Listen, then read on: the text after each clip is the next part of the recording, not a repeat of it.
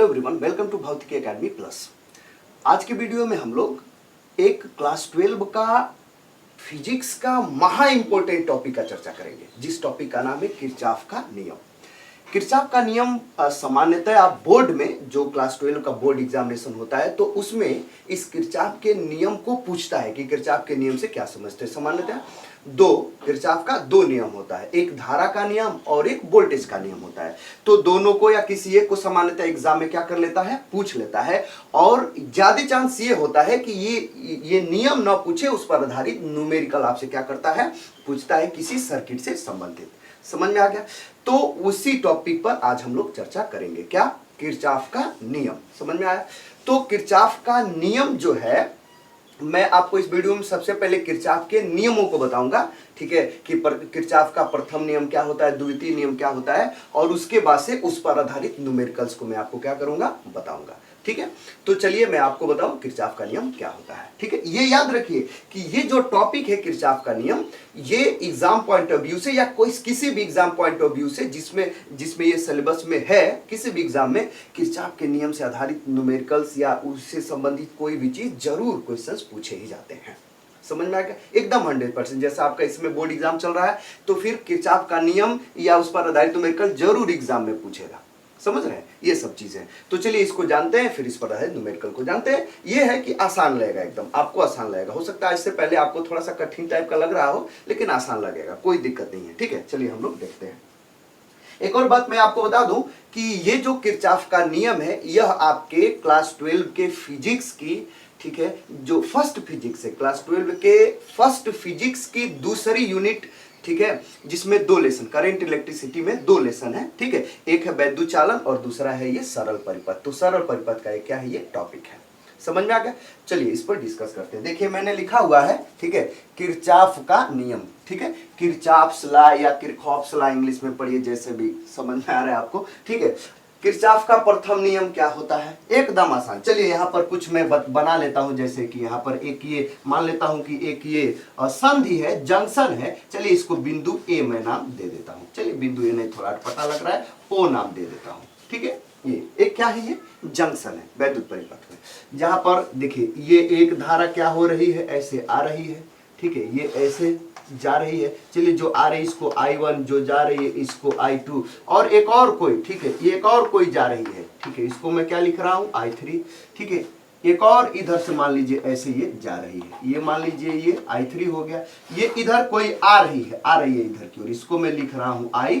ठीक है, ये I3, ये I4 है। ठीक है, और इसको मैं I5 लिख दिया। I माने वैद्युत धारा।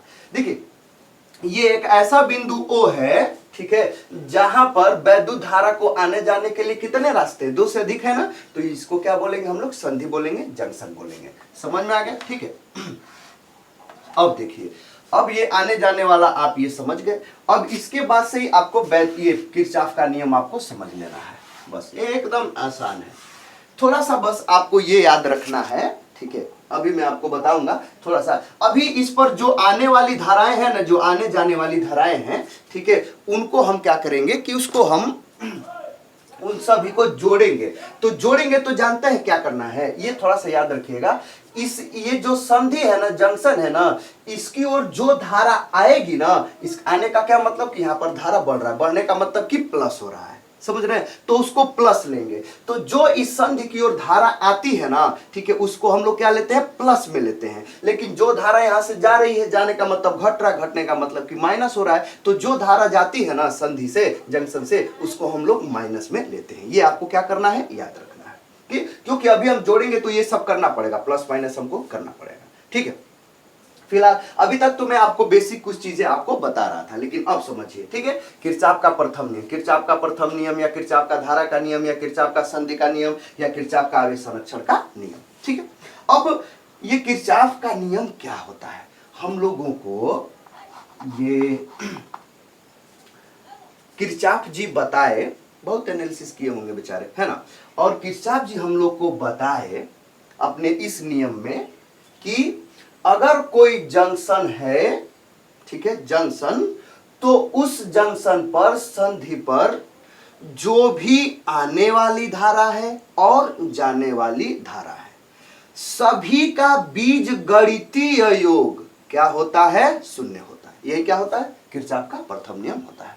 बस हो गया, समझ में आ गया। इनको कई प्रकार से देखिए, 2-3 प्रकार से किरचॉफ के नियम को जाना जाता है, जैसे कम से कम 2 प्रकार से। मैं दोनों प्रकार को बताऊंगा, लेकिन फिलहाल सिंपल ये है, ठीक है।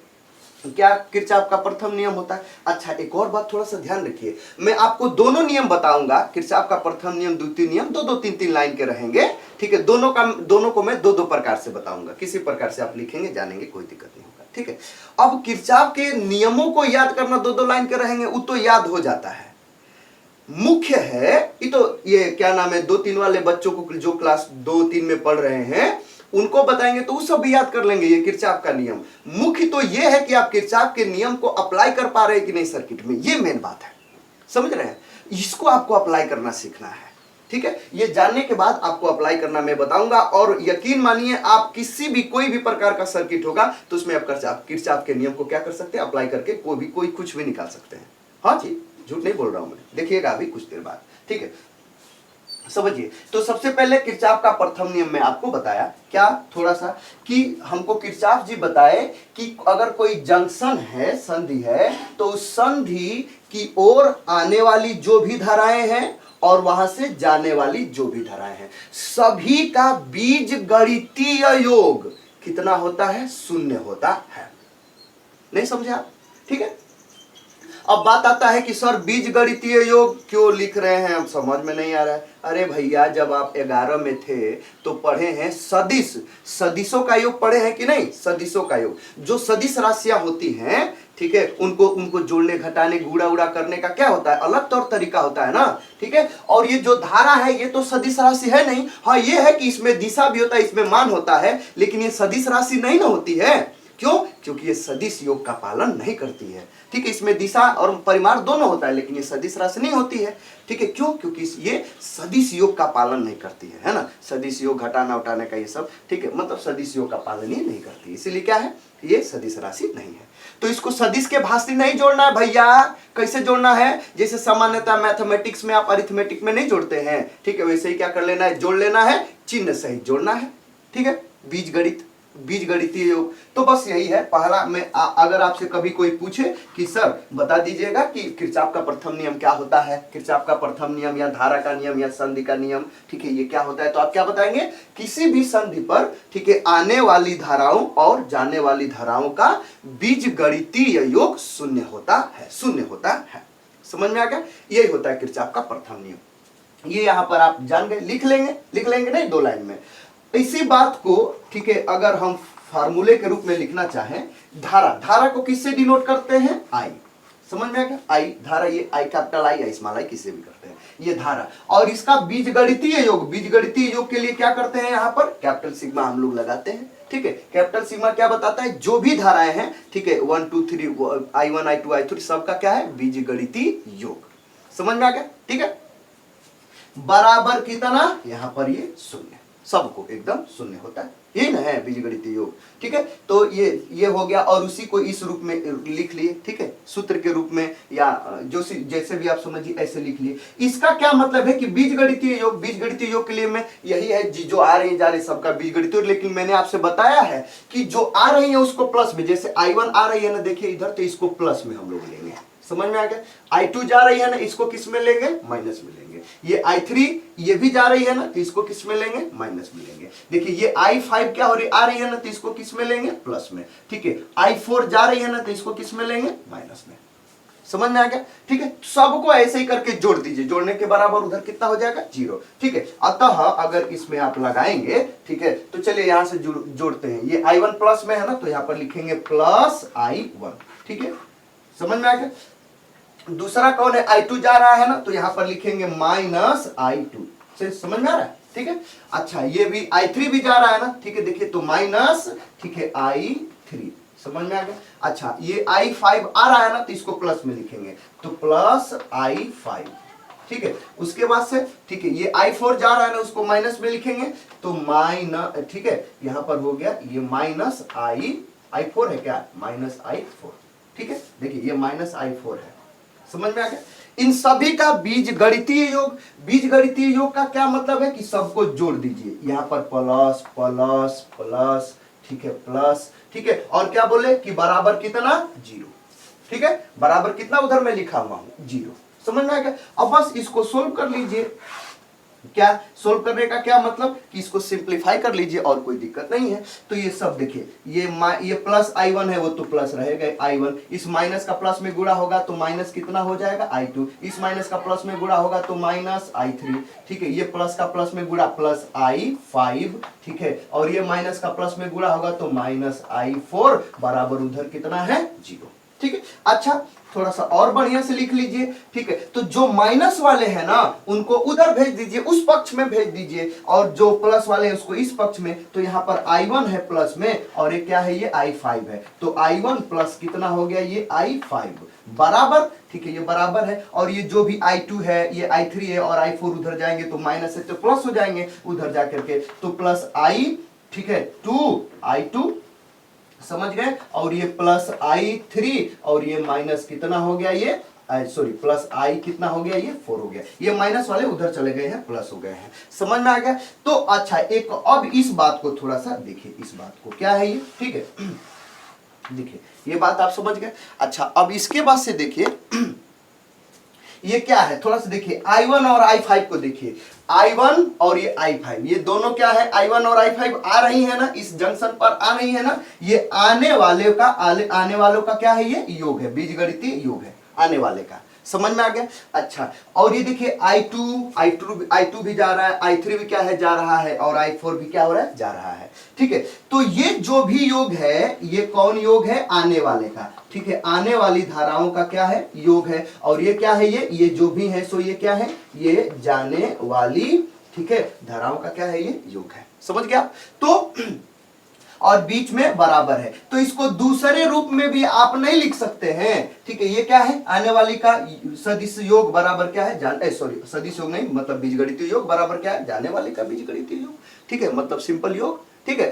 तो आप इसको दूसरे रूप में भी लिख सकते हैं। यहां पर क्या लिखे हुए पहला, ठीक है, कि किसी भी जंक्शन पर आने वाली और जाने वाली सभी धाराओं का बीजगणितीय योग क्या होता है, शून्य होता है, ठीक है। यहां पर दूसरे रूप में भी लिख सकते हैं, आपको ये कंक्लूजन मिल गया, ठीक है, कि ये आने वाले का योग है और ये जाने वाले का बीच में बराबर है, अर्थात आप लिख सकते हैं कि किसी भी संधि पर, जंक्शन पर, ठीक है, आने वाली धाराओं का बीजगणितीय योग, सभी आने वाली धाराओं का बीजगणितीय योग, ठीक है, वहां से उस जंक्शन से जाने वाली धाराओं के बीजगणितीय योग के क्या होता है, यहां पर बीच में बराबर होता है। इस बात को यहां पर आप लिख लेंगे कि नहीं लिख लेंगे, लिख लेंगे ना, समझ में आ गया, ठीक है। तो आप दूसरे भी लिख सकते हैं, दूसरे रूप में भी क्या, ठीक है, कि किसी भी जंक्शन पर या मतलब संधि पर, ठीक है, सभी आने वाली धाराओं का बीजगणितीय योग उस जंक्शन से जाने वाली धाराओं के बीजगणितीय योग के बराबर होता है, ठीक। तो ये हो गया आपका ये क्या नाम है, ये किरचॉफ का ये प्रथम नियम हो गया। समझ में आ गया? ऐसे ही तो दोनों में से किसी एक को आप समझ गए कि नहीं, समझ गए, एकदम फील कर लिए कि जितनी धारा आएगी उतना ही धारा क्या हो जाएगी, जाएगी, बढ़ेगी, घटेगी नहीं। अब समझिए थोड़ा सा कि ये भाई किरचॉफ का आवेश संरक्षण का नियम क्यों इसका नाम है। अच्छा, पहला प्रथम नियम क्यों नाम है, क्योंकि प्रथम पहली बार धारा वो निकाले। धारा का नियम क्यों, क्योंकि धारा के बारे में बताए, ठीक है। संधि का नियम क्यों, क्योंकि संधि से संबंधित है, संधि पर धारा आता जाता है, ठीक है, इसीलिए संधि का नियम भी कहा जाता है। अब किरचॉफ ये आवेश संरक्षण का नियम क्यों कहा जाता है, ठीक है, या किरचॉफ का प्रथम नियम या धारा का नियम किसके संरक्षण पर आधारित है, आवेश संरक्षण पर। क्यों, क्योंकि अब थोड़ा सा देख लीजिए। अच्छा ये बताइए, ये जो धारा i1 आ रही है, ठीक है, ये या जो i5 आ रही है, जितनी धारा आएगी उतना ही धारा क्या हो गई, जाएगी। जितनी धारा आ रही है उतनी ही धारा क्या हो रही है, जा रही है। धारा आने का मतलब कि जितना आवेश प्रवाहित होकर के आ रहा है उतना ही आवेश प्रवाहित होकर के क्या हो रहा है, जा रहा है। ऐसा नहीं है कि आवेश आया 10 और जा रहा है 8, ऐसा नहीं है। दू गो नष्ट हो गया, ऐसा नहीं है। जैसे कि दो मतलब क्या, यूनिट मतलब कूलाम, ऐसे समझ लीजिए, कुछ भी सोचिए। तो मतलब कि मैंने आपसे क्या बताया कि जितना आवेश, जैसे कि कोई जैसे मान लीजिए यही जंक्शन है, तो इस जंक्शन पर मान लीजिए 10 कूलाम आवेश आया, तो 10 कूलाम क्या हो रहा है, जा रहा है। ऐसा तो है नहीं कि 10 कूलाम आया 8 कूलाम जा रहा है, ठीक है, 2 कूलाम नष्ट हो गया, ऐसा तो है नहीं। और ऐसा भी नहीं कि 10 कूलाम आ रहा है 12 कूलाम जा रहा है, प्रवाहित हो रहा है, ऐसा तो है नहीं, मतलब कि 2 कूलाम अपने मन से बढ़ गया। तो ठीक है, आवेश जो है, ठीक है, आवेश ना ही यहाँ पर नष्ट हो रहा है और ना ही क्या हो रहा है, उत्पन्न हो रहा है। जितना आ रहा है उतना ही क्या हो रहा है, वहां से जा रहा है। मतलब आवेश क्या हो रहा है, संरक्षित है। इसीलिए क्या है कि भाई इसको आवेश संरक्षण का नियम भी बोलते हैं। या कभी से सामान्यतः अगर आपको एग्जाम, जैसे आपके अगर आप बोर्ड का एग्जाम देंगे, ठीक है, इस साल 2022 में या कभी भी, तो आपसे इसे पूछा जा सकता है सामान्यतः कि किरचॉफ का संधि का नियम या धारा का नियम या प्रथम नियम किसके संरक्षण को बताता है, प्रदर्शित करता है, या किसके संरक्षण पर आधारित है। ठीक है, तो आप क्या कहेंगे, आवेश संरक्षण पर आधारित है। समझ में आ गया। और किरचॉफ का नियम अगर आपसे पूछ दिया प्रथम नियम, तो बता देंगे कि नहीं। ठीक है, ये होता है किरचॉफ का प्रथम नियम। ठीक है, महा आसान है, कोई दिक्कत नहीं है। समझ में आ गया। ठीक है, अब देखिए, अब आप लोग को समझना है किरचॉफ का द्वितीय नियम। ठीक है, किरचॉफ के द्वितीय नियम या किरचॉफ का वोल्टेज का नियम, इसके कई नाम है, मैं आगे डिस्कस करूंगा। मैं आपको देखिए यहाँ पर लिखा हुआ हूं किरचॉफ का नियम। ठीक है, कौन सा नियम, ठीक है, दूसरा वाला, पहला वाला इसके पहले डिस्कस किया हूं मैं। ठीक है, क्या है, तो किरचॉफ का द्वितीय नियम, ठीक है, किरचॉफ सेकेंड लॉ। ठीक है, इसी को, ठीक है, इसको किरचॉफ का वोल्टेज का नियम भी कहा जाता है। ठीक है, किरचॉफ वोल्टेज लॉ, केवीएल। ठीक है, अच्छा, इसी को किरचॉफ का लूप या मेश का नियम भी कहा जाता है। ठीक है, लूप या मेश का नियम। और यह किसके संरक्षण को प्रदर्शित करता है, खैर ये ऊर्जा संरक्षण को प्रदर्शित करता है, तो इसे ऊर्जा संरक्षण का नियम भी बोलते हैं। ठीक है, किरचॉफ का। समझ में आ गया। तो खैर 4 नाम से जानते, 4 नहीं तो कम से कम 3 नाम से ये तो प्रदर्शित करता है। तो अब ये किरचॉफ का जो द्वितीय नियम होता है वो क्या होता है। ठीक है, देखिए नाम से ही थोड़ा सा स्पष्ट है। इसके पहले किरचॉफ का प्रथम नियम किसके बारे में है, धारा के बारे में है। ठीक है, धारा से संबंधित चीज के बारे में है, तो किरचॉफ का धारा का नियम है। ठीक है, लेकिन ये किसके बारे में है, वोल्टेज के बारे में है, विभवांतर के बारे में है, तो इसको क्या बोलते हैं, किरचॉफ का वोल्टेज वाला नियम। तो किरचॉफ का द्वितीय नियम किसके बारे में है, वोल्टेज के बारे में है, तो वोल्टेज से संबंधित बातें होंगी। किरचॉफ जी बहुत एनालिसिस के बाद हम लोग को बताए, जैसे वो अपने नियम में दिए कि अगर कोई बंद लूप है या मेश है, ठीक है, तो उसमें जितने भी, ठीक है, उस बंद और लूप या मेश के जितने भी खंड लगे हुए, जैसे ये सेल लगा हुआ है, एक ये प्रतिरोध लगने का मतलब है कि यहाँ पर कोई लोड लगा हुआ है। लोड का मतलब कि बल्ब है, हीटर है, पंखा है, कूलर है, जो भी है, सो ये प्रतिरोध दिखाने का मतलब है कि वो लोड लगा है। उस लोड का जो प्रतिरोध है वही क्या होता है, विद्युत ऊर्जा को एब्जॉर्ब करता है। ठीक है, खैर समझिए। तो बात ये है कि ये खंड लगे हुए, जैसे ये सेल लगा हुआ है, ये प्रतिरोध है, जैसे लोड लगा हुआ है, जैसे प्रतिरोध है, ये भी सेल है, प्रतिरोध है, तो ये 5 खंड लगे हुए हैं।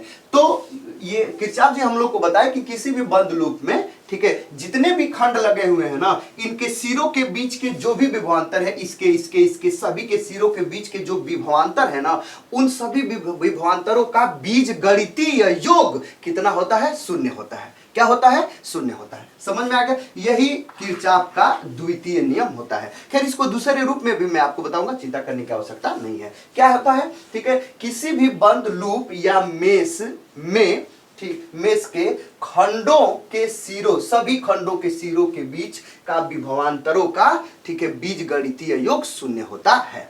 यही क्या होता है, ठीक है, ये किरचॉफ का ये द्वितीय नियम होता है या वोल्टेज का नियम होता है। देखिए वोल्टेज के ही बारे में है, किसी बंद लूप या मेश के, ठीक है, जितने भी खंड है, सभी खंडों के सिरों के बीच का जो विभवांतर है, उन सभी विभवांतरों का बीजगणितीय योग क्या होता है, 0 होता है। सदिश योग नहीं, सदिश योग तो सदिशों को जोड़ा जाता है, ये तो अदिश है, तो बीजगणितीय योग सिंपल एकदम करके हमको क्या करना है, जोड़ लेना है। हाँ, इसमें चिन्ह वाली बात आती है, ठीक है, तो चिन्ह वाली बात को मैं अभी डिस्कस करूंगा। समझ में आ गया। ठीक है, जैसे मान लीजिए कि ये एक सेल लगा हुआ है, एक खंड है, ठीक है, तो सेल के बीच का जो विभवांतर होगा, ठीक, टर्मिनल विभवांतर समझ लीजिए, या इसका विद्युत वाहक बल कहिए, टर्मिनल विभवांतर ने बल का इसका विद्युत वाहक बल। तो इसको, ये जो बंद लूप है, इसको मैं नाम दे लेता हूं, जैसे ए हो गया, ये बी हो गया, ये सी, और ये क्या हो गया, ये डी हो गया, ये जो बिंदु है। समझ में आ गया।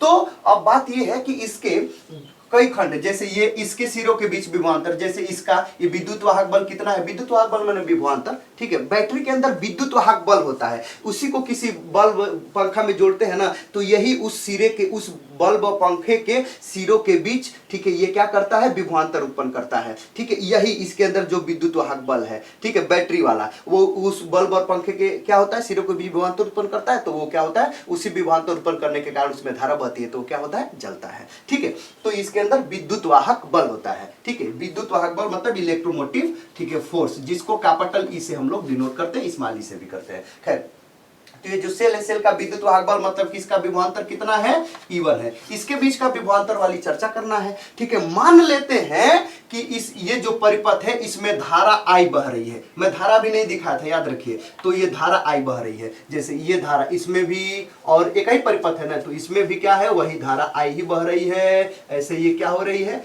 I ही धारा ऐसे बहते हुए, ठीक है, ये I धारा ही ऐसे क्या हो रही है, बह रही है I धारा ही। ठीक है, तो सभी चूंकि एक ही है परिपथ और कोई तो है नहीं पथ जाने के लिए, तो जो एक जगह से निकलेगी हर जगह वही बहेगी। तो इस हर किसी में कितनी धारा बह रही है, I धारा बह रही है। खैर, तो इसमें इसके सिरों के बीच विभवांतर E1 है ना, इसके सिरों के बीच विभवांतर कितना होगा। ठीक है, आप ओम के नियम से जानते हैं I बराबर V बराबर कितना होता है, I इंटू आर। विभवांतर बराबर I इंटू आर। I माने धारा उसमें बहने वाली धारा, उसका प्रतिरोध। तो इसके सिरों के बीच का जो विभवांतर होगा, ठीक है, ये R1 के सिरों के बीच का विभवांतर ये कितना होगा। ठीक है, उसमें धारा कौन बह रही, I, और प्रतिरोध कितना R1। तो इसके बीच का विभवांतर हो जाएगा IR1, यहां से यहां तक। समझ में आ गया। अच्छा, इसके बीच का विभवांतर का क्या मतलब। ठीक है, कि इसका विद्युत वाहक बल वो कितना है, खुद वो E2 है। समझ में आ गया। इसके सिरों के बीच का विभवांतर कितना हो जाएगा, इसमें धारा क्या बह रही है, I बह रही है। ठीक है, I धारा ही बह रही है और प्रतिरोध कितना है, R2। तो इसके सिरों के बीच विभवांतर हो जाएगा IR2। इसके सिरों के बीच विभवांतर, इसमें भी I हो रही, प्रतिरोध कितना हो जाएगा विभवांतर, IR3 हो जाएगा। नहीं समझ में आया। ठीक है, इसके सिरों के बीच विभवांतर और इसके सिरों के बीच विभवांतर मैंने विद्युत वाहक बल तो E1 है ही। देखिए इसके बीच का कितना है, ये E1 है। समझ में आ गया। ठीक है, अब बात ये है कि हम लोग को ये किरचॉफ क्या बताए। ठीक है, किरचॉफ ये बताए कि ये जितने भी विभवांतर है ना, ये जितने भी ये खंड लगे हुए हैं, सर्किट लगे हुए हैं, सभी परिपथों के सिरों के बीच का विभवांतरों का बीजगणितीय योग शून्य होता है। समझ में आ गया। तो चलिए देखिए, यहां से शुरू करते हैं, ए से जोड़ते हुए ऐसे आते हैं। ठीक है, यहाँ का कितना है, ये IR1, एक ये है, इसके बीच का विभवांतर IR1 है। समझ में आ गया। एक ये, अब इसका जोड़ लिया, अब इसके बीच का विभवांतर माने विद्युत वाहक बल कितना है, E2 है। ठीक है, इसके बीच का कितना है, IR2 है। फिर इसके बीच का कितना है, IR3 है। फिर इसके बीच का कितना है, E1 है। समझ में आ गया। सबका बीजगणितीय योग बराबर कितना, शून्य। ठीक है, तो सबको जोड़ेंगे तो बराबर कितना, शून्य। ठीक है, ये होता है। लेकिन बात ये है भैया कि ये जो आप लिखे हुए हैं विभवांतर, ठीक है, इसमें चिन्ह आपको जानना पड़ेगा। ठीक है, कि हम किधर से जोड़ते हुए जा रहे हैं, ये जो विभव में अंतर है ये ऋणात्मक है कि धनात्मक है, जिस हिसाब से हम जा रहे हैं, तो इसका हमको क्या करना पड़ेगा, चिन्ह समझना पड़ेगा कि हम किधर जा रहे हैं, किधर जोड़ते हुए जा रहे हैं। तो ये माइनस होगा कि प्लस होगा। तो ये तो सही है कि सबका बीजगणितीय योग बराबर शून्य, लेकिन सब कौन माइनस कौन प्लस होगा, इस पर हमको चर्चा करना है। तो इसके लिए अब आपको यहाँ पर क्या करना पड़ेगा, सीखना पड़ेगा। ठीक है, तब मैं आपको बताऊंगा बढ़िया से, तो और चीजें समझ में आ जाएगी। चलिए देखते हैं। जैसे मान लीजिए यहाँ पर, ठीक है, यहाँ पर एक क्या नाम है, चलिए एक मैं सेल बना देता हूँ, सेल। ठीक है, सेल बना दिया। ठीक है, देखिए इधर ध्यान दीजिए। ठीक है, ये सेल है, जैसे बैटरी मान लीजिए, बैटरी। ठीक है, तो ये जो है, ये क्या है, इसका ये माइनस वाला टर्मिनल है और ये क्या है, उसका प्लस टर्मिनल है।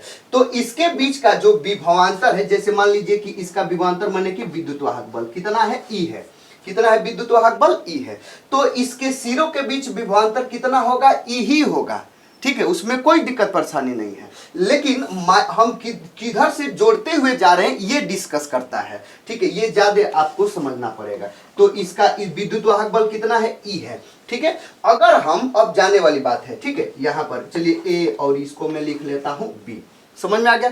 तो ये बताइए, अब आप जाने की सोच रहे हैं, क्योंकि हम इसमें जब जोड़ेंगे ना विभवांतरों को, तो देखना पड़ेगा कि किस दिशा से हम जोड़ते हुए जा रहे हैं, किधर से जोड़ते हुए जा रहे हैं, तो वो हमको देखना पड़ेगा। अगर हम ऐसे जोड़ते हुए जा रहे हैं, इधर, समझ रहे हैं, इधर ऐसे जोड़ते हुए जा रहे हैं, समझिए, तो इधर माइनस होने का क्या मतलब, इधर माइनस टर्मिनल होने का क्या मतलब कि यहां का जो विभव है ना, विभव माने V, वो लो है, लो है। ठीक है, कम है। ठीक है, और इधर प्लस होने का क्या मतलब, प्लस टर्मिनल का मतलब यहाँ का जो विभव है ना, वो क्या है, हाई है।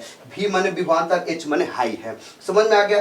तो आप देखिए, अगर ये से लगा हुआ है, अगर प्लस माइनस से प्लस की ओर जा रहे हैं, मतलब क्या जा रहे हैं आप, लो से हाई की ओर जा रहे हैं, मतलब कम से अधिक की ओर जा रहे हैं, तो जो विभवांतर होगा, जो विद्युत वाहक बल होगा, उसको किस में लेंगे, प्लस में लेंगे। समझ में आ गया। अर्थात आप क्या समझे कि अगर हम माइनस से प्लस की ओर जा रहे हैं तो इसके सिरों के बीच विभवांतर मतलब इसके विद्युत वाहक बल जो ई है इसको क्या लेंगे, प्लस ई जोड़ेंगे, लेंगे। समझ में आ गया। लेकिन अगर इसका उल्टा अगर आप नीचे इधर से आए तब क्या होगा, ठीक है, जैसे इधर से अगर जोड़ते हुए आ रहे हैं तब जैसे मतलब कि प्लस से माइनस की ओर आ रहे हैं, इधर से जोड़ते हुए आ रहे हैं तब क्या हो जाएगा, हाई से लो की ओर। समझ रहे हैं, हाई से लो की ओर, अधिक से कम की ओर आ रहे हैं ना ए भाई, ठीक है, इधर से कम से अधिक की ओर बढ़ रहा है, कम से अधिक की ओर जा रहे थे इधर तो बढ़ रहा था, बढ़ने का मतलब प्लस है तो प्लस ई ले लिए। लेकिन अब तो अधिक से कम की ओर आ रहे हैं तो विभव घट रहा है ना, तो इसके बीच का जो विभवांतर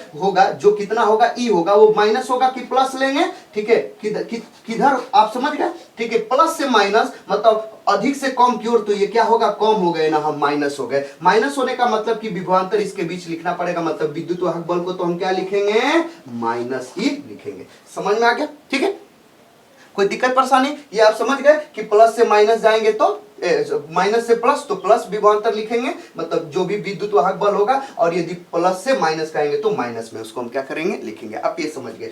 दूसरी बात, एक तो ये समझ गए, इसमें काम आएगा, जैसे जो भी सेल लगेगा ना तो उसमें ये काम आएगा कि किधर से किधर जा रहे हैं तो क्या लिखेंगे। अगला एक और बात होगा, जैसे कि आपसे कहा जाएगा कि प्रतिरोध, ठीक है, प्रतिरोध में अगर हम जोड़ते हुए जा रहे हैं, ठीक है, जैसे ये मान लीजिए ये बिंदु ए है और ये बिंदु बी है, इसके सिरों के बीच जो विभवांतर होगा, जैसे मान लीजिए कि ये इसका प्रतिरोध का मान कितना है, आर है, और इसमें धारा किधर बह रही, देखिए धारा इधर बह रही, याद रखिए धारा में इधर प्रवाहित करा रहा हूं, आई है, इसमें धारा किधर प्रवाहित हो रही है, इधर हो रही है, ठीक है।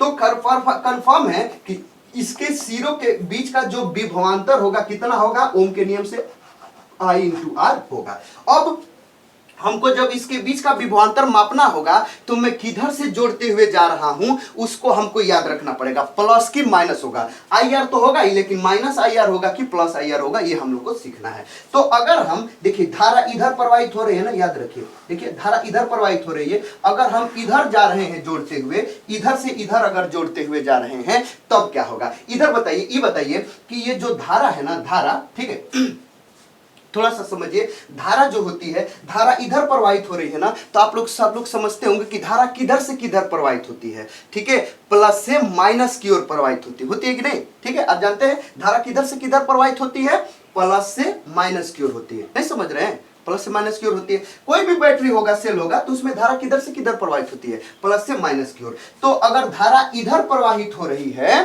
ठीक है, इधर, तो ये जो प्रतिरोध है कंफर्म है कि यहाँ का जो वोल्टेज होगा, इधर प्रवाहित होने का मतलब कि यहाँ का जो वोल्टेज होगा भी क्या होगा, हाई होगा, और उधर जा रही है तो इधर का यहाँ का जो वोल्टेज होगा वो क्या होगा, लो होगा। क्यों, क्योंकि हाई वोल्टेज प्लस से माइनस की ओर ही ना धारा प्रवाहित होती है, तो धारा इधर अगर प्रवाहित आप कर रहे हैं, धारा इधर प्रवाहित हो रही है, इसका मतलब क्या है कि इधर हाई वोल्टेज होगा, प्लस होगा, और इधर क्या होगा, माइनस होगा, है ना, समझ रहे हैं। तभी तो हाई से लो की ओर धारा प्रवाहित होती है, प्लस से माइनस की ओर धारा प्रवाहित होती है, तो हो रही है। अगर आप ये बात समझ गए, ठीक है, तो अभी समझिए, अगर आप धारा की दिशा में माप रहे हैं तो इसके बीच का विभवांतर, देखिए धारा इधर प्रवाहित हो रहा है और इधर से भी आप जानते हुए जा रहे, मापते हुए जा रहे हैं, तो इसके सिरों के बीच विभवांतर कितना हो जाएगा, ठीक है, समझिए, देखिए कितना हो जाएगा, वो तो आई आर होगा ही, ठीक है, वो आई आर होगा ही, प्लस की माइनस। तो देखिए धारा की दिशा में जा रहे हैं ना, तो धारा की दिशा में जाने का मतलब कि प्लस से माइनस की ओर क्या कर रहे हैं, आप जा रहे हैं, है ना। प्लस से माइनस की ओर जाने का क्या मतलब है कि ए भाई प्लस अधिक से कम की ओर जा रहे हैं, तो क्या हो जाएगा, वो माइनस में हो जाएगा, अधिक से कम की ओर हो गए ना, अर्थात जो इसके बीच, सिरों के बीच विभवांतर होगा वो क्या होगा, माइनस आई आर होगा, समझ गए। लेकिन अगर आप धारा इधर प्रवाहित हो रही है और आप इधर मापते हुए आ रहे हैं, ठीक है, इधर धारा इधर, तो धारा के विपरीत दिशा में, धारा इधर प्रवाहित हो रही, देखिए इधर, तो हम विपरीत दिशा में अगर मापेंगे धारा के तब कितना होगा, ठीक है, वो तो कंफर्म है कि आई आर होगा, प्लस की माइनस ये हम लोग को सोचना है। तो देखिए इधर माइनस से प्लस की ओर, देखिए धारा इधर जा रही है, हम उधर से आ रहे हैं, प्लस से माइनस की ओर आ रहे हैं, माइनस से प्लस की ओर आ रहे हैं, धारा के विपरीत दिशा में, तो कितना हो जाएगा बताइए, ठीक है, क्या हो जाएगा, प्लस से माइनस से प्लस होने का मतलब कम से अधिक, अधिक का मतलब कि हम लोग उसको प्लस में लेंगे, अर्थात आई आर को किस में लेंगे, प्लस में लेंगे। समझ में आ गया? तो आप ये समझ गए कि अगर प्रतिरोध लगा हुआ है, प्रतिरोध में जिधर धारा है अगर उस दिशा में अगर हम मापते हुए जा रहे हैं, ठीक है, तो क्या लिखेंगे उसको, माइनस में IR लिखेंगे विभवांतर। अगर धारा के विपरीत दिशा में अगर हम आ रहे हैं तो उस विभवांतर को किस में लिखेंगे, प्लस में लिखेंगे। ये बात आपको समझनी पड़ेगी। अगर ये समझ गए तो फिर एकदम आपके लिए सब चीजें क्या हो गई, आसान हो गई। ठीक है, अब चलिए इसको हम बताते हैं। ठीक है, अब बढ़िया से इसको मैं क्या कर रहा हूं, बता रहा हूं। ठीक है, समझिए। तो सबसे पहले आप समझ गए। देखिए इन सभी को मैं फिर से एक बार बताऊंगा क्या क्यों नाम ये ऐसा है। तो सबसे पहले मैं आपसे अभी बताया कि ये किरचॉफ जी ये अपना द्वितीय नियम में हम लोग को क्या बताया कि किसी भी बंद लूप में या मेश में, ठीक है, जितने भी खंड लगे हुए हैं, परिपथ लगे हुए हैं, सर्किट लगे हुए हैं, उन सभी के सिरों के बीच के विभवांतरों का बीजगणितीय योग शून्य होता है। ठीक है, तो हमने माना कि ABCD ये क्या है, हमारा एक बंद लूप है। ठीक है, और धारा भी बह रही है। धारा किधर बह रही है, देखिए धारा ये मैं इधर दिखा दिया। धारा आपको सर्किट देगा ना, तो हो सकता है धारा दिखा भी दे नहीं भी दे, आप अपने मन से भी धारा को ले सकते हैं, इस दिशा में इस दिशा में, अपने मन से, कोई दिक्कत नहीं होगा। ठीक है, तो खैर इसमें धारा मैं ले लिया हूं कि इधर धारा ऐसे प्रवाहित हो रही है। ठीक है, इन सभी को मैं मिटाया यहाँ पर जो भी मैं इसके पहले आपको बताया हूँ। समझ में आ गया? ठीक है, तो धारा इधर प्रवाहित हो रही है। समझ में आ गया है? अब देखिए जब धारा इधर प्रवाहित हो रही है, धारा का प्रवाह का आप समझ गए। ठीक है, अब बात होती है कि सर आपको इसको अब यहाँ इस लूप में आपको जितने भी खंड लगे हुए सबके विभवांतरों का सदिश योग बीजगणितीय योग करना है, जोड़ना है। तो आप किधर से मापते हुए आएंगे, यहां से मापना शुरू करेंगे तो ये इसको मापेंगे, इसका विभवांतर सबको जोड़ते हुए चलेंगे। ऐसे चलेंगे जोड़ते हुए कि अभी ऐसे चलेंगे, चल पहले इसका जोड़ेंगे, फिर ये जोड़ेंगे, फिर ये जोड़ेंगे, फिर ये जोड़ेंगे, ऐसे जोड़ेंगे। ठीक है, आप क्लॉकवाइज जोड़ते हुए चलेंगे कि एंटी क्लॉकवाइज जोड़ते हुए चलेंगे, वो आपका दिशा बड़ी ज्यादा निर्भर करता है। ठीक है, तो सामान्यतया हम लोग का ज्यादा सही रहता है। एक बार चलिए हम क्लॉकवाइज चलते हैं सामान्यतया। ठीक है, धारा इधर जाए उधर जाए, धारा से हमको मतलब नहीं है। ठीक है, ये तो हम जान ही रहे हैं कि धारा के दिशा में जाएंगे तो माइनस में लेंगे, धारा के विपरीत दिशा में जाएंगे तो प्लस में लेंगे। ठीक है, समझ में आ रहा है? ठीक है, अच्छा देखिए आपको अगर अलग अलग कोई सर से आप पढ़ेंगे तो वो अलग अलग तरीके से बताएंगे। ठीक है, लेकिन सब लोग का सही ही रहेगा, कोई दिक्कत नहीं है। कैलकुलेशन करने के लिए अलग अलग सभी लोग सर अलग अलग तरीके से बताते हैं। ठीक है, तो वो भी मैं खैर बताऊंगा कि क्या अगला वो बता सकते हैं अगले तरीके से, वो भी मैं इसी में थोड़ा सा डिस्कस कर लूंगा। ठीक है, चलिए तो जैसे देखिए अब इसमें अगर आपको मापना है तो मैं इधर क्लॉकवाइज चल रहा हूं, जैसे दिखाना पड़ेगा, ये धारा भी रहेगा। ठीक है, धारा तो रहेगा ही। अब धारा की दिशा में उससे मतलब नहीं है, बस आप ये याद रखिए कि भाई हम ऐसे ही चलेंगे। कैसे चलेंगे, ऐसे मापते हुए, ठीक ना, ऐसे मापते हुए यहां तक आएंगे। ठीक है, समझ में आ रहा है? ठीक है, ऐसे मापते हुए आएंगे, मतलब यहां से शुरू करेंगे और ऐसे चलेंगे, ऐसे चलेंगे, इसका जोड़ेंगे, इसका जोड़ेंगे, फिर इसका जोड़ेंगे, फिर इसका जोड़ेंगे, तब इसका जोड़ेंगे। समझ में आ गया? ऐसे उल्टा भी हो सकता था, ऐसे जोड़ते हुए ऐसे जोड़ते हुए उधर जा सकते थे, लेकिन हमको क्लॉकवाइज ठीक लगता है कि भाई क्लॉकवाइज रहने दीजिए, क्या ज्यादा दिमाग सिमाग लगा है। तो अब यहां से शुरू करेंगे, ठीक ना, समझ में आ गया?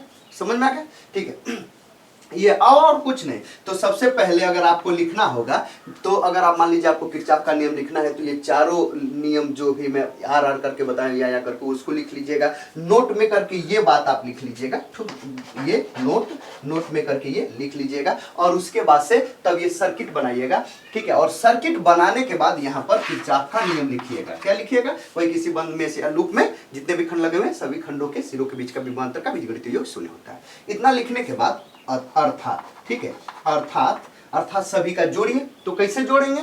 ठीक है, यहां से यहां से जोड़ना शुरू करेंगे। यहां से चलिए यहां से जोड़ना शुरू करेंगे, और इधर जा रहे हैं, याद रखिए इधर ऐसे जा रहे हैं, हम इधर ऐसे जा रहे हैं, याद है ना, देख लीजिए इसकी दिशा, ऐसे जा रहे हैं, ऐसे जा रहे हैं। ये बताइए इसके सिरों के बीच विभवांतर कितना होगा? इसमें बहने वाली धारा I और प्रतिरोध कितना R1। ठीक है, तो इसका विभवांतर हो जाएगा IR1, होगा ना, IR1 होगा। लेकिन माइनस की प्लस, मैंने आपसे बताया कि देखिए धारा इधर बह रही है और हम भी उधर जा रहे हैं, धारा भी उधर, देख लीजिए ये, और हम भी उधर, तो धारा की दिशा में जाएंगे तो इसको क्या लिखेंगे? माइनस। ठीक है, माइनस लिख लीजिए, इसका विभवांतर हो गया काम, बस आते आ रहे हैं। अब इसका हो गया अगला अगला अगला अगला। अब ये सेल लगा हुआ है, सेल से अब ए से जोड़ते हुए जा रहे हैं। देखिए तो किधर से हम जा रहे हैं? प्लस से माइनस जा रहे हैं। विभवांतर तो E2 होगा ही, लेकिन प्लस से माइनस, अधिक से कम, मतलब कि क्या हो जाएगा? माइनस E2 होगा। नहीं समझ रहे हैं? ठीक है, देखिए प्लस से इधर ऐसे ना हम जोड़ते हुए जा रहे हैं, प्लस से माइनस जा रहे हैं, अधिक से कम जा रहे हैं, तो माइनस E2 हो गया।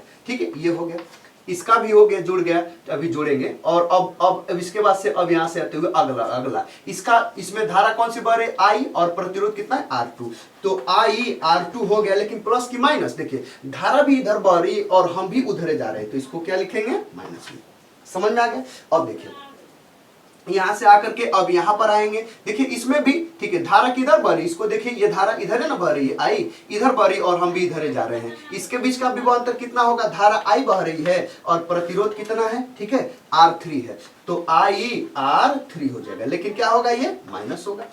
समझ में आ गया, कोई दिक्कत परेशानी। अब देखिए अब इसका भी हो गया, अब यहां पर अब देखिए यहां पर क्या जा रहे हैं, इधर जा रहे हैं, माइनस से प्लस जा रहे हैं, विभवांतर कितना होगा, मतलब वैद्युतवाहक बल E1 होगा, ठीक है, यहां पर कितना होगा, E1 ही होगा, और माइनस से प्लस जा रहे हैं, कम से अधिक की ओर जा रहे हैं, तो क्या हो जाएगा, यहां पर ये प्लस हो जाएगा, ठीक है, ये हो गया।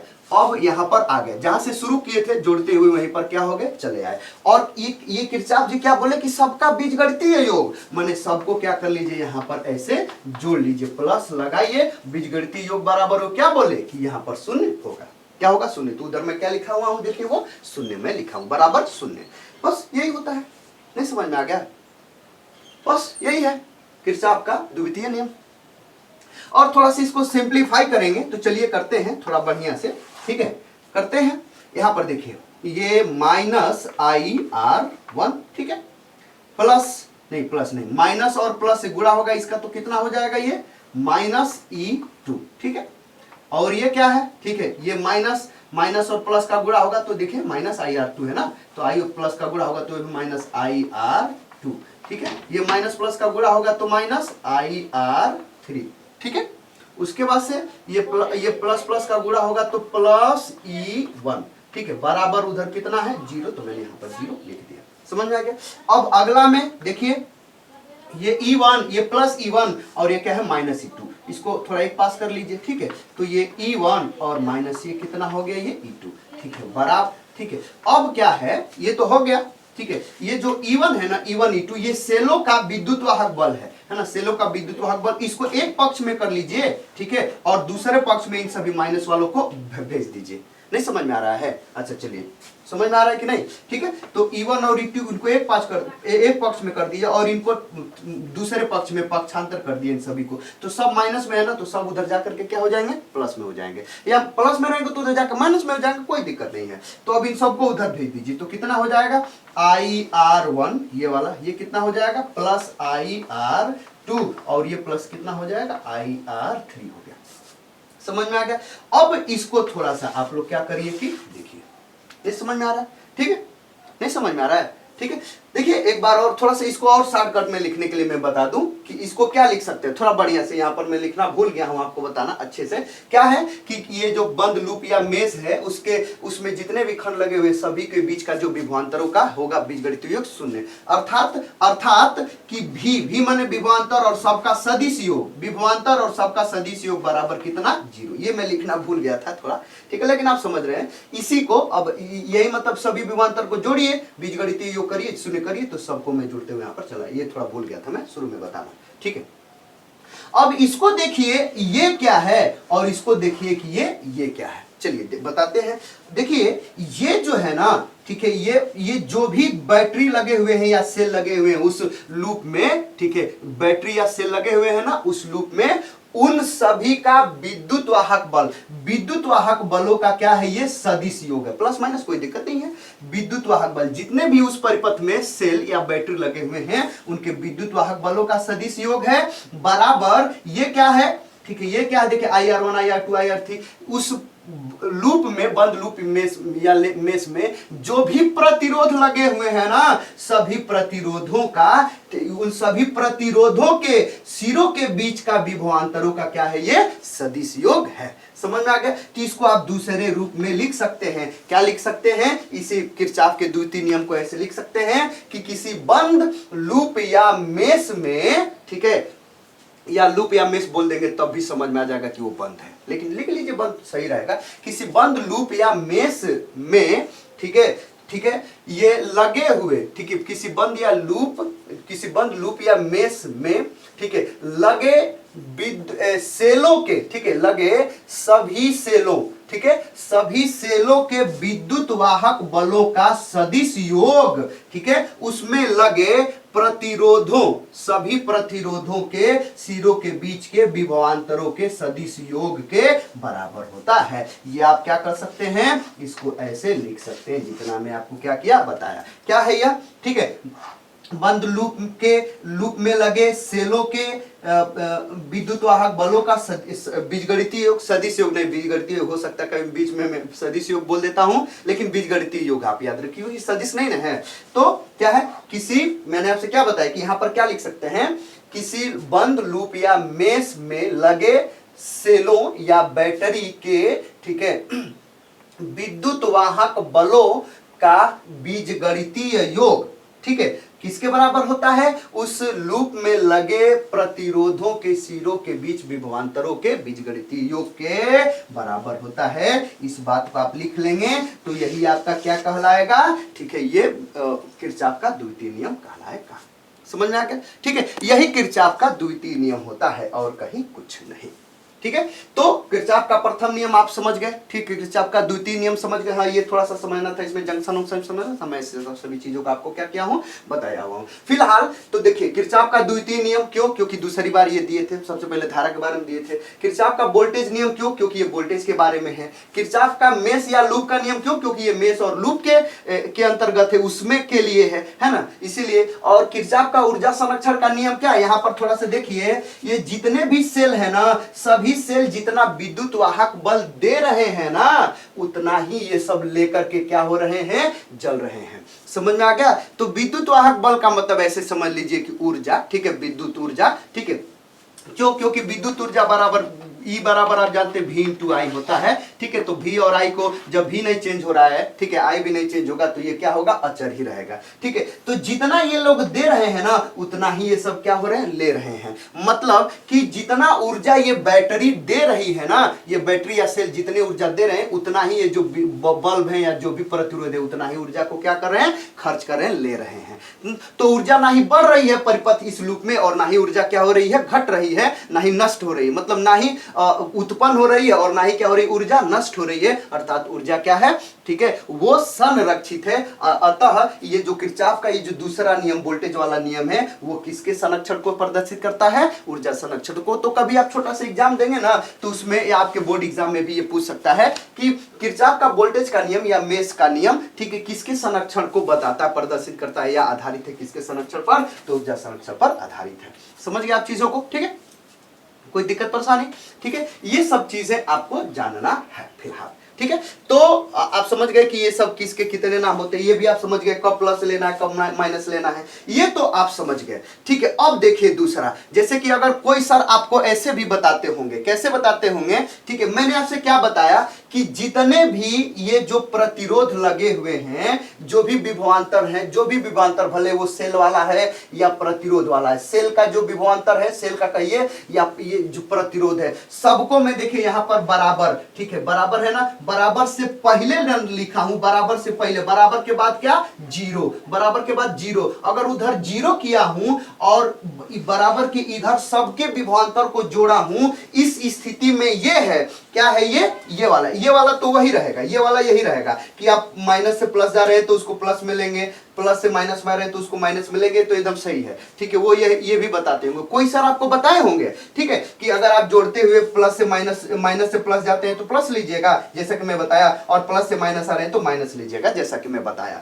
लेकिन आपको कोई सर ऐसे बता रहे होंगे कि, ठीक है, अब प्रतिरोध के बीच विभवांतर के लिए क्या है, ठीक है, अगर आप धारा की दिशा में जा रहे हैं, वो ये बताए होंगे कि धारा की दिशा में जा रहे हैं तो उसको प्लस लीजिएगा, जबकि मैं माइनस लेने के लिए बोला, और यदि धारा के विपरीत दिशा में जा रहे हैं तो माइनस लीजिएगा। ये कब, ठीक है, कब मैंने ये जो मैं बताया उसके विपरीत है कि नहीं है, सर आपको इसके विपरीत बताए होंगे, समझ में आया, ठीक है, मेरे विपरीत बताए होंगे, तो ये वो सही है, वो भी सही है, वो इसलिए बताए होंगे, ये मैं कब बताया हूं, कब, ये जो भी कब, ये सब कब? जब ये सेल के बीच का विभवांतर हो या प्रतिरोध के बीच का विभवांतर हो, सबको मैं बराबर के इधर लिखूंगा ना तब सही है। बराबर के उधर केवल 0 है, इधर लिखूंगा तब सही है। लेकिन अगर बराबर के उधर लिखूंगा, ठीक है, दो पक्ष में लिखूंगा, जैसे बराबर के इधर में लिख लिया किसका? जो भी से लगे हुए हैं सबके विद्युत वाहक बलों को जोड़ा, यहां पर सभी विद्युत वाहक बलों को यहां पर मैं सदिश योग किया, और बराबर के उधर जो प्रतिरोध लगे हुए हैं ना उनके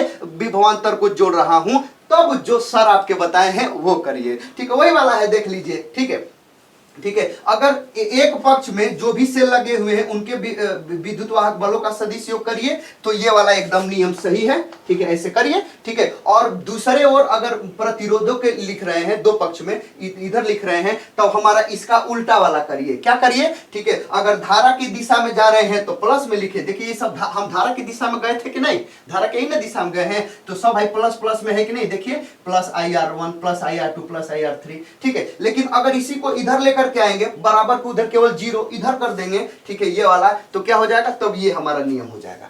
समझ रहे हैं? अगर आप मतलब ये बेसिक है, वो तो सीधा याद करना है कि भाई इधर करिए, कुछ भी ना समझिए, बस याद रखिए धारा की दिशा में जा रहे प्लस लीजिए, विपरीत दिशा में जा रहे माइनस लिखिए, याद करना है कब? जब दो पक्ष में लिख रहे हैं तब। लेकिन सबको एक ही पक्ष में लिख दे रहे हैं, उधर केवल 0 कर दे रहे हैं, तो हमारा ये वाला है। समझ में आ गया? खैर जो भी मन करे, जैसे मन करे वैसे आप करिए, ठीक है। हमारा ये भी वाला भी सही है एकदम, ठीक है। मतलब आप नहीं समझ पा रहे हैं, ये है कि बराबर के इधर अगर सभी को लिख रहे हैं ना, तो ये हमारा दोनों एकदम ऐसे ही लिखिए, एकदम ऐसे ही करना ही है। लेकिन अगर एक और आप कर रहे हैं कि एक और सेल वाला लिखेंगे, एक और प्रतिरोध वाला लिखेंगे, तो सेल वाला लिखेंगे तो सेल वाला ये हमारा दोनों के लिए सही है, ठीक है। अब एक और प्रतिरोध वाला लिखेंगे जब ऐसे, ठीक है, तब इसका उल्टा कर लीजिएगा। धारा की दिशा में जाइएगा तो प्लस, विपरीत दिशा में जाइएगा तो माइनस, वही बात होता है, ठीक है। बस ऐसे ही। तो ये तो हो गया कि ये विद्युत वाहक, ये जो किरचॉफ का नियम है ये क्या होता है, ठीक है, ये हो गया। सामान्यतः आपके बोर्ड एग्जाम में पूछ सकता है कि किरचॉफ के नियमों का उल्लेख कीजिए, ठीक है। उल्लेख करने का मतलब कि फिगर उगर जैसे मैं बनाया वैसे बना करके यहां से यहां तक लिखिए, ठीक है। ये प्रथम नियम को भी, द्वितीय नियम को, प्रथम और द्वितीय दोनों नियम को मैं ऐसे लिखा हूं, ऐसे।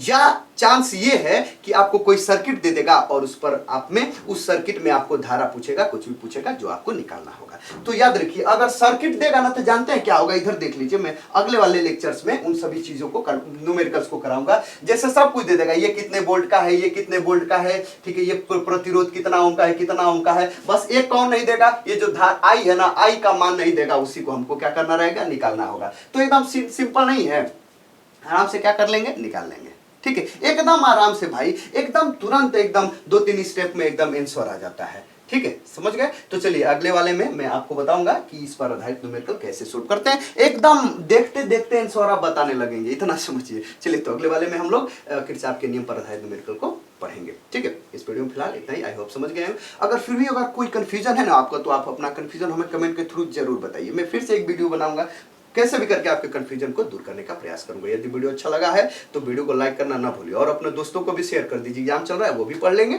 ठीक है। और यदि आप हमारे चैनल पर नए हैं तो चैनल को सब्सक्राइब करना ना भूलिए। क्यों? क्योंकि इसी प्रकार के अच्छे अच्छे इंपॉर्टेंट टॉपिक्स के वीडियो सबसे पहले आपको नोटिफिकेशन मिलेगा। तो फिर भी मिलते हैं अगले वीडियो के साथ, तब तक के लिए गुड बाय, थैंक यू।